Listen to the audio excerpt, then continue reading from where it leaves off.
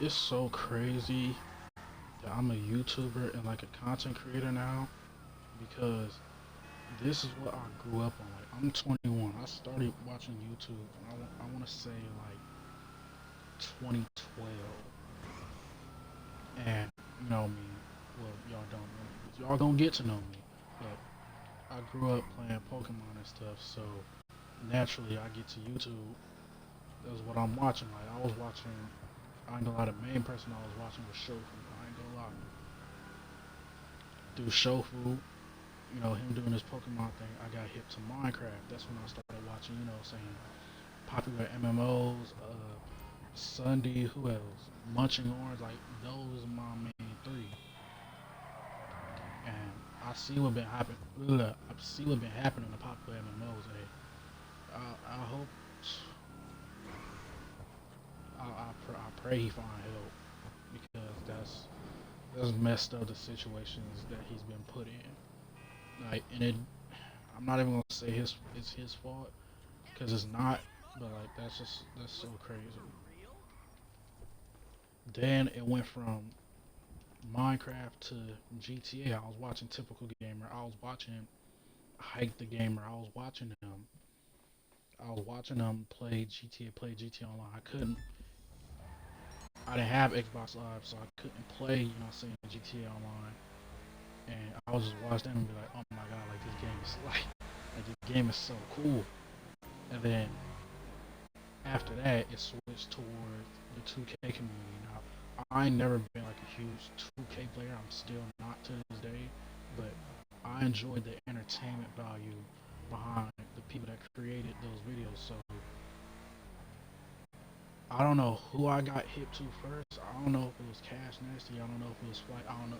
I know Solo Illuminati came after those two, but I know it was Solo Illuminati, not Solo Illuminati, but Cash Nasty and Flight that I watched first. I might have watched Cash Nasty first because he was a LeBron fan. You know what I'm saying? This was around 2016, so the Cavs had just won a chip.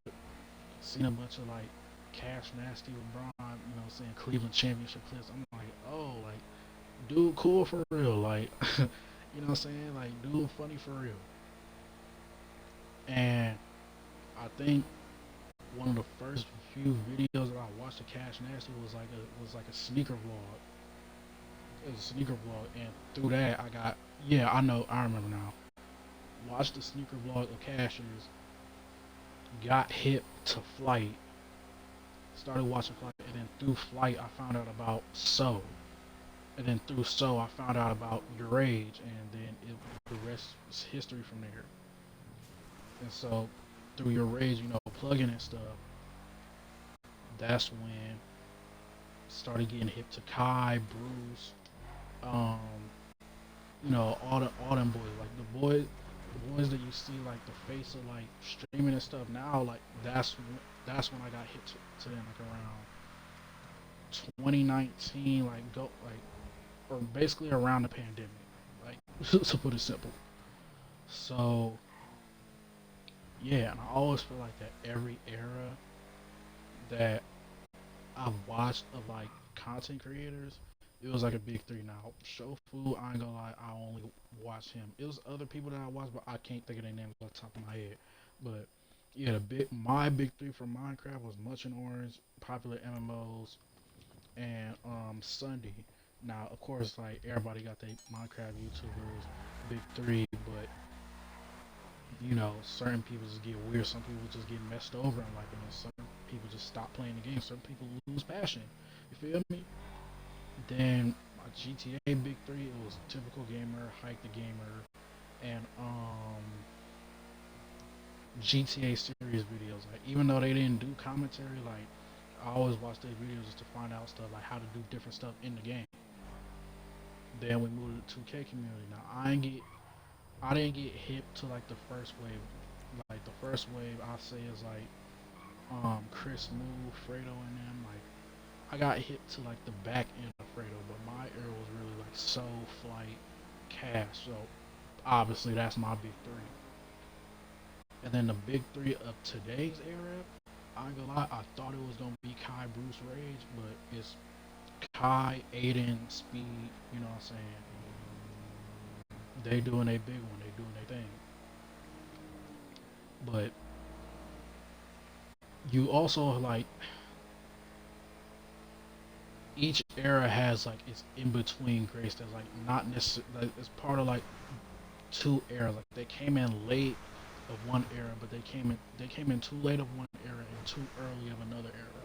Like how we view Giannis and Damian Lillard, like we don't view Giannis as like an old head, but we don't view Giannis as like the next generation either. So I feel like for people like that, like I kind of look at the your age, the DDG, the funny Mike, those people of the world, those people in this content space.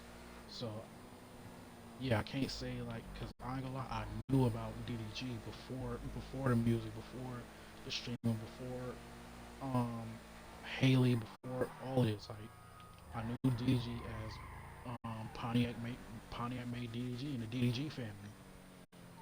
You know what I'm saying? I knew about Your Rage because he was Flight's Rage. He turned into Your Rage. He was a plug. He didn't do face scan for a cool little minute. You know what I'm saying? It's those guys. I guess I could include Bruce in that conversation too because even though I didn't get hip to Bruce until like real later, like later on in the game, like he was doing this for a long time. He was known, if that makes sense. And so yeah, once Kai did this, and I know I'm drifting off topic just yapping, but once Kai did Streamer University, I ain't gonna lie, that was my sign to be like, alright, this is something you want to do, like, go do it because you were supposed to be at Streamer University. You didn't apply because you feel like you didn't have enough content out, enough consistent content out to make yourself known for that. So I need you to stay ready so that you don't have to get ready. That's why I've been streaming every day. That's why I've been uploading on YouTube like crazy, not even knowing that I was gonna get like 100 something thousand views a month. That YouTube Shorts, like that was gonna be my cheat code method. You feel me?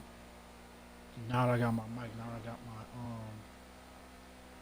my webcam, now I can start doing full length upload videos. You know what I'm saying? I'm still gonna be doing the shorts, but like how I'm talking to y'all right now, like this is going to be like an actual YouTube video. Like, I'm gonna break this up, I'm gonna post it on YouTube, and then we'll see where we go from there.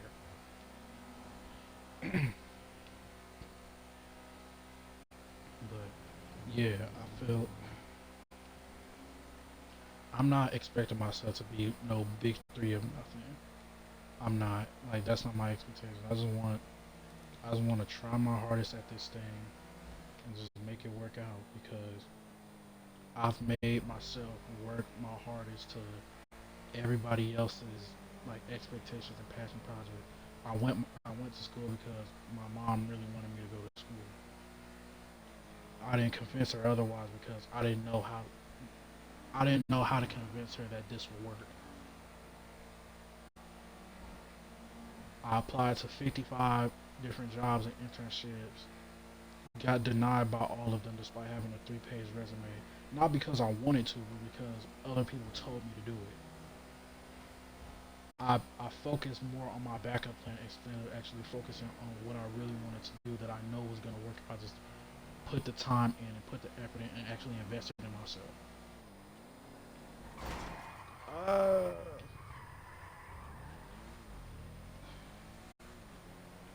um, like that's now I'm at the point where I'm like, you know what, God, God works in mysterious ways, and I know if I was supposed to have a job, I would have had one.